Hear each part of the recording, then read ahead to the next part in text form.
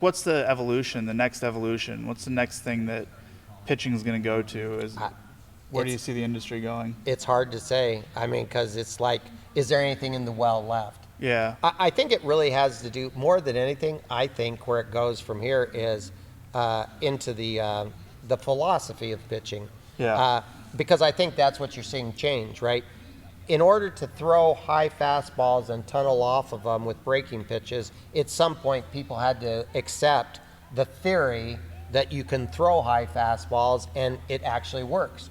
And nowadays, no one even thinks twice about it, right? They're like, oh, he's going to go up. And even guys that used to pitch that were dead set against it. I remember hearing some of these sportscasters, right? John Smoltz 3-4 years ago. I was like, oh, you can't throw up in the zone. You can never. And now he's had to even accept that, guess what? That's how pitching's done now, right? That is how pitching is done now. So my theory is that I've decided that tunneling isn't the thing that they show now with all the pitches coming like this and spreading off into the thing that you call a tree, which I think is a good example, right? The tree trunk and then all the branches come off of it, right? A tree trunk turned over on its side. Yeah. I find that there's a philosophy of pitch tunneling, and it's to define the outer edges of the strike zone. And that's what tunneling's really about. Because the fact that you throw everything out of this one tunnel and it all breaks off, I think has been proved that it doesn't work. You and I tried it for a lot of years. A single tunnel theory, right? So that was the theory, a single tunnel, right? And if you can get everything to come out of that single tunnel.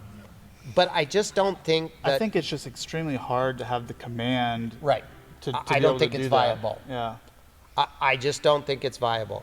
Because especially with different pitches.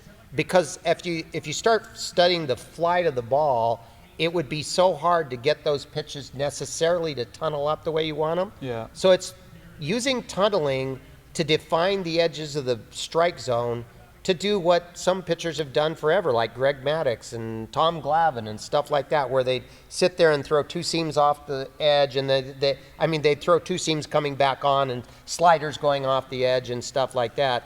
Because you can set up tunnels with pitches that trick the eye, but they don't necessarily all come out of the same tunnel. It's just that where they say the edge of the strike zone exists, they tell the hitter, if I see it here, it's going to be a strike, so I can throw the ball here, and he says it's going to be a strike, but it ends up over here, and it's not a strike, right? And that's the way you get hitters to actually chase the pitch. Right. So I think I think that's what you'll see more of, and I think that's what you're seeing this day and age, right? Yeah. Because they've figured out, well, what do I want my relievers to do? Throw gas and throw sliders, right? And they come out of the pen throwing 97 with a nasty slider, right? Yeah.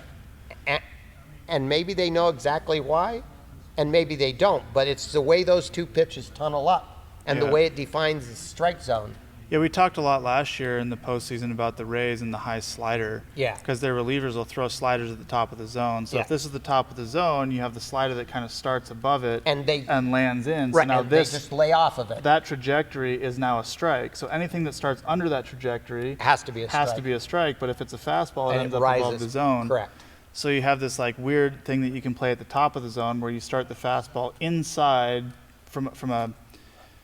inside the tunnel, so to speak.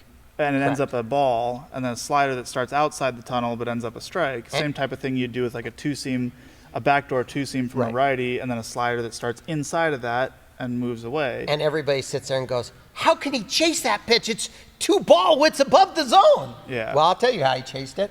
They threw sliders up here that they laid off of that broke into the zone and got rung up when they were 0-2 or 3-2, and they threw a slider up there and they just let it go.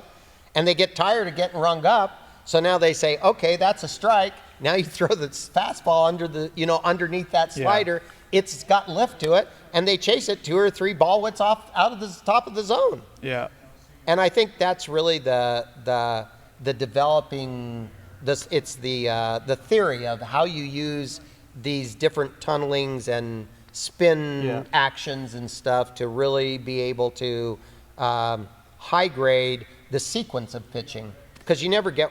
Well, I guess you can get guys out on one pitch, right? You Yeah. throw a changeup, they roll over, shortstop gets it, throws Yeah. it first base. But most at bats don't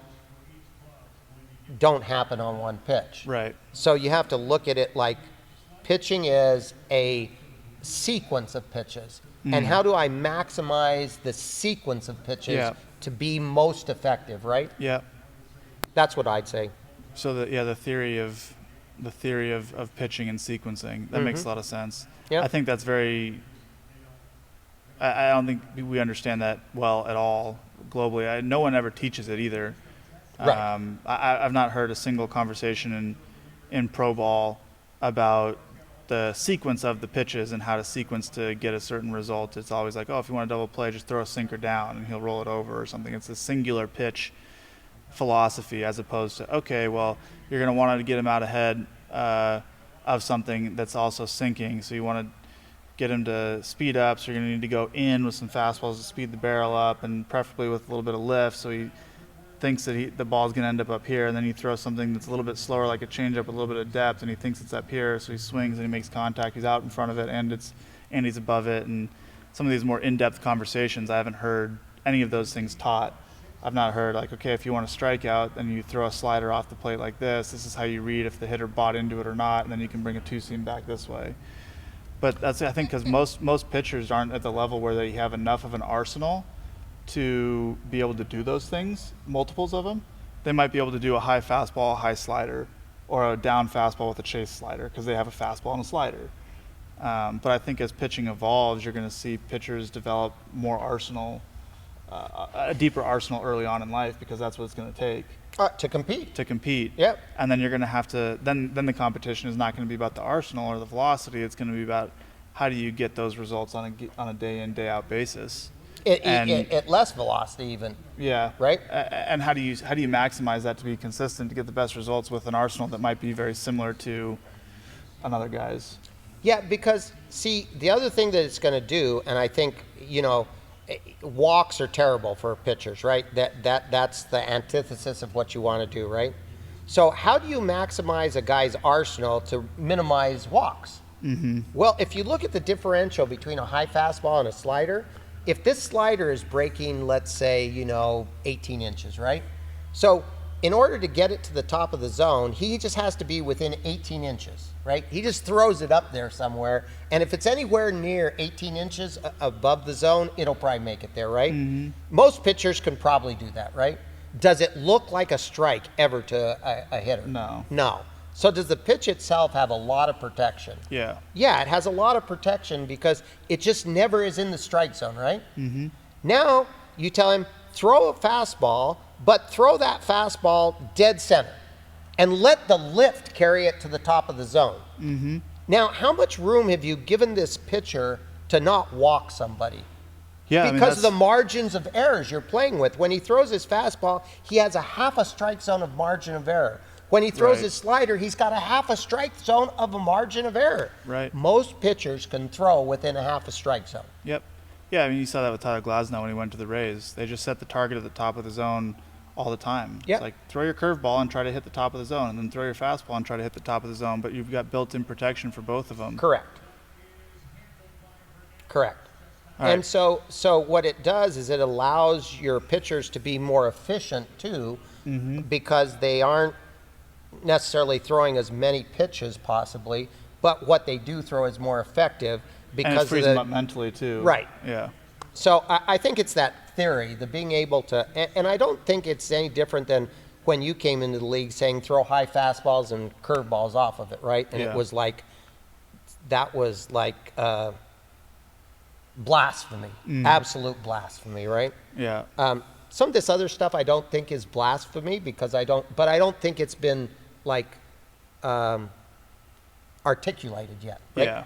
Yeah. Because I don't think anybody's really sat down and thought, okay, what is the theory that you would use to teach pitchers to be the most efficient? Right.